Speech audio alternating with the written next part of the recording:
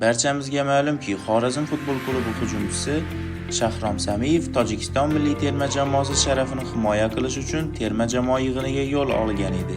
Gel Shekeladze boshchiligidagi Tojikiston terma jamoasi iyun oyida Kamboja va Filippin respublikalariga qarshi o'yinlarga tayyorlanish maqsadida Qatarda yig'ilish mashg'ulotlarini o'tkazdi.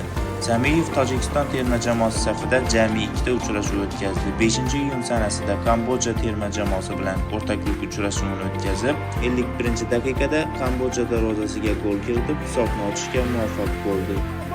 چه فرصتی بسیار خوب ضربه را می‌بینیم نهایتاً گل دوستان گرامی حساب شده میشود و شهرام سمیف با زدن گل دست یافته ایستاده است در این لحظه ها. Samiyev Tojikiston terma jamoasi safida jami 2 uchrashuv o'tkazdi. 5-iyun sanasida Kamboja terma jamoasi bilan o'rtoqlik uchrashuvini o'tkazgan bo'lsa, 10-iyun kuni esa Filippin jamoasiga qarshi Osiyo Kubogi 2027-yilgi saralash bosqichining 2-tur uchrashuvini o'tkazdi. Kuni kecha Shahrom Samiyev Xorazm jamoasi mashg'ulotlariga kelib qo'shildi va uning jismoniy tayyorgarligi hozirda a'lo darajada.